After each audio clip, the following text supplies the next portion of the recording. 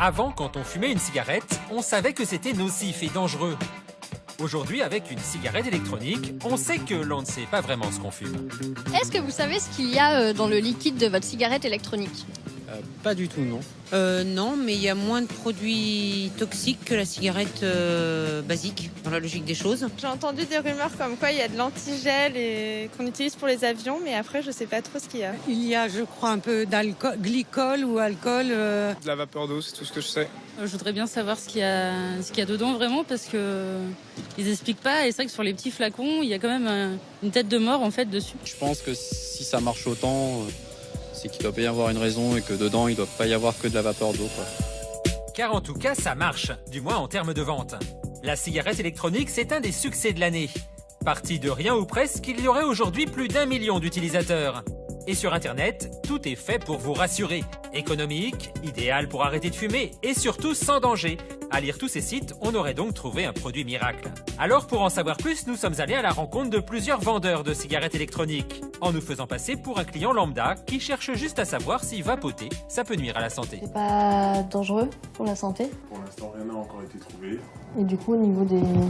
ça craint pas, même la vapeur pour la santé et tout.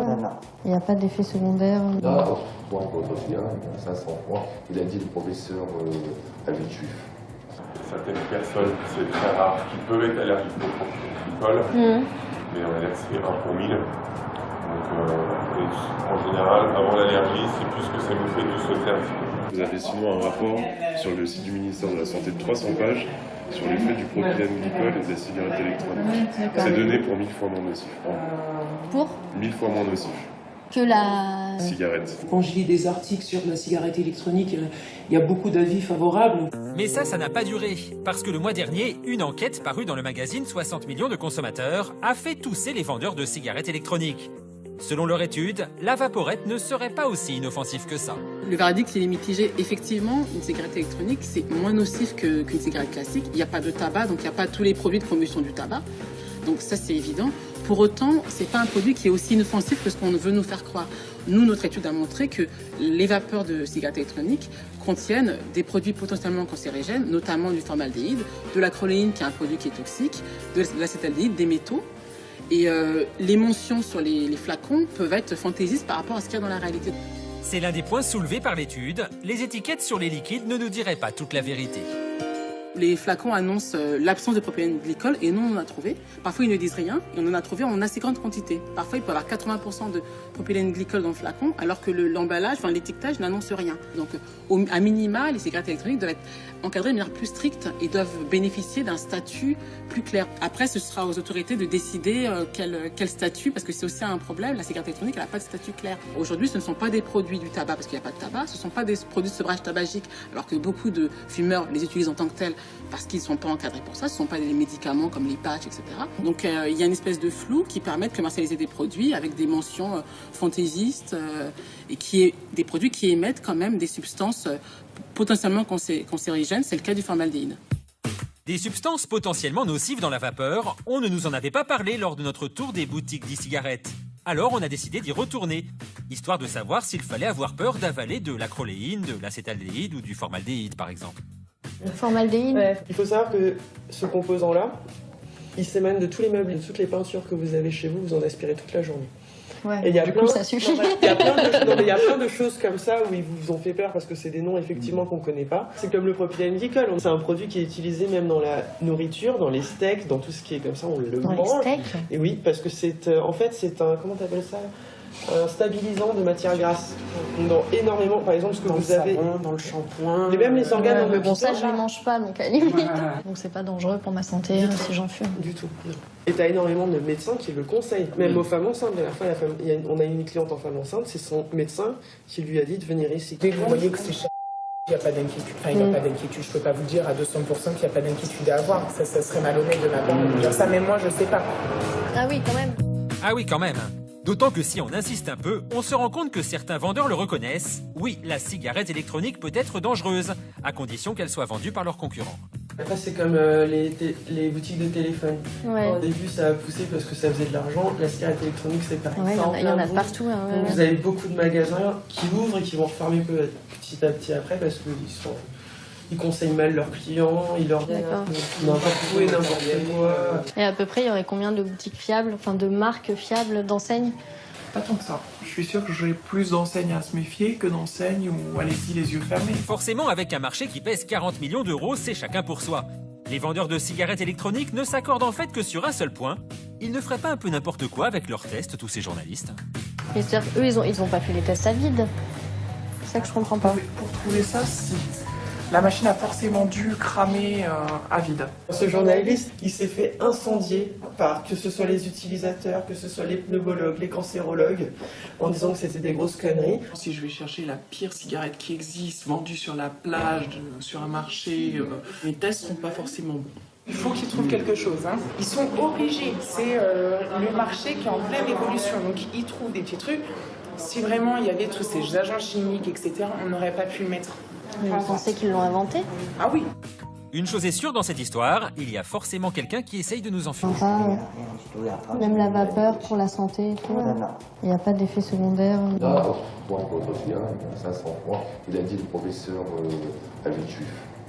Certaines personnes, c'est très rare, qui peuvent être allergiques au propylène, mais on va dire que c'est 1 pour 1000. Donc, en général, avant l'allergie, c'est plus que ça nous fait du sauter un petit peu. Vous avez sinon un rapport sur le site du ministère de la Santé de 300 pages sur l'effet du propylène glycol et de la cigarette électronique. C'est donné pour 1000 fois moins nocif.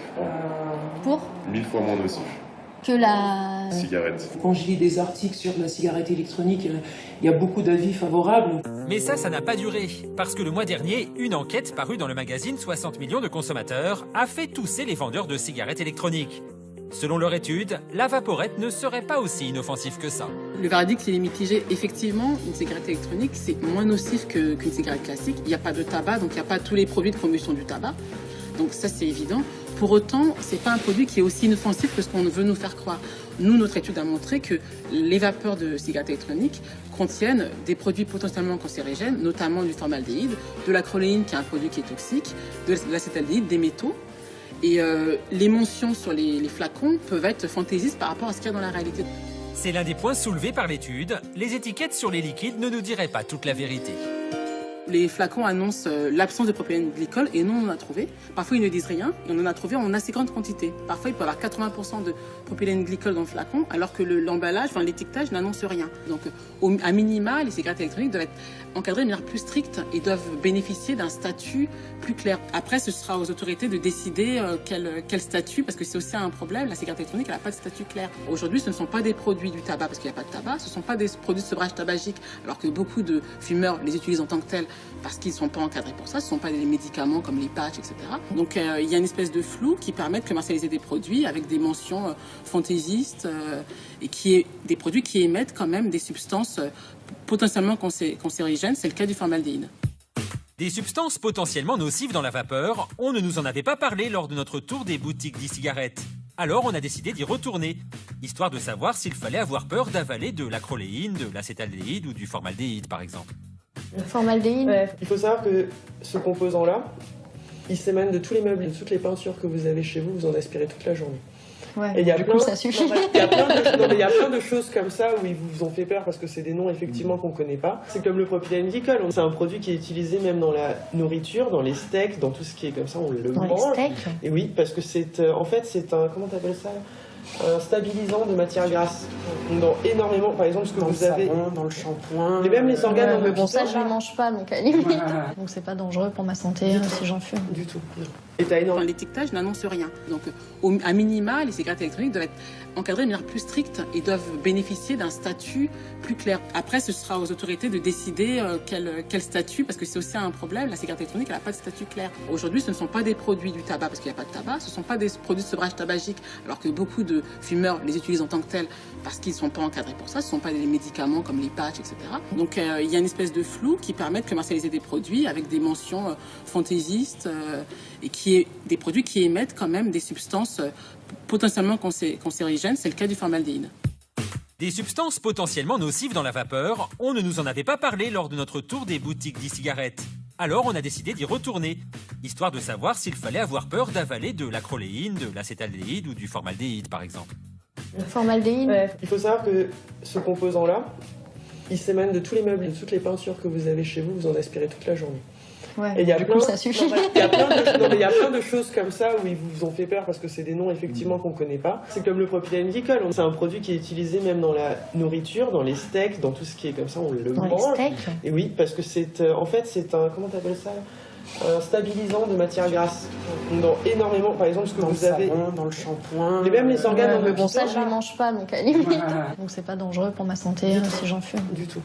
Et t'as énormément de médecins qui le conseillent, même aux femmes enceintes. La dernière fois, on a une cliente en femme enceinte, c'est son médecin qui lui a dit de venir ici. Dès que vous voyez que c'est cher, il n'y a pas d'inquiétude. Enfin, il n'y a pas d'inquiétude. Je ne peux pas vous dire à 200% qu'il n'y a pas d'inquiétude à avoir. Ça serait malhonnête de ma part de dire ça, mais moi, je ne sais pas. Ah oui, quand même. Ah oui, quand même. D'autant que si on insiste un peu, on se rend compte que certains vendeurs le reconnaissent. Oui, la cigarette électronique peut être dangereuse, à condition qu'elle soit vendue par leurs concurrents. Après, c'est comme les boutiques de téléphone. Ouais. Au début, ça a poussé parce que ça faisait de l'argent. La cigarette électronique, c'est pareil. Ouais, il y en a de partout. Hein, ouais. Vous avez beaucoup de magasins qui ouvrent et qui vont refermer petit à petit après parce qu'ils conseillent mal leurs clients, ils leur donnent n'importe où et n'importe quoi. Et à peu près, il y aurait combien de boutiques fiables, enfin de marques fiables, d'enseignes? Pas tant que ça. Je suis sûr que j'ai plus d'enseignes à se méfier que d'enseignes où allez-y les yeux fermés. Forcément, avec un marché qui pèse 40 millions d'euros, c'est chacun pour soi. Les vendeurs de cigarettes électroniques ne s'accordent en fait que sur un seul point. Ils ne feraient pas un peu n'importe quoi avec leurs tests, tous ces journalistes. Et c'est-à-dire qu'eux, ils ont pas fait les tests à vide. C'est ça que je comprends pas. Pour trouver ça, si. La machine a forcément dû cramer à vide. Ce journaliste, il s'est fait incendier par que ce soit les utilisateurs, que ce soit les pneumologues, les cancérologues, en disant que c'était des grosses conneries. Si je vais chercher la pire cigarette qui existe, vendue sur la plage, sur un marché, mes tests sont pas forcément bons. Il faut qu'ils trouvent quelque chose. Hein. Ils sont obligés. C'est le marché qui est en pleine évolution. Donc ils trouvent des petits trucs. Si vraiment il y avait tous ces agents chimiques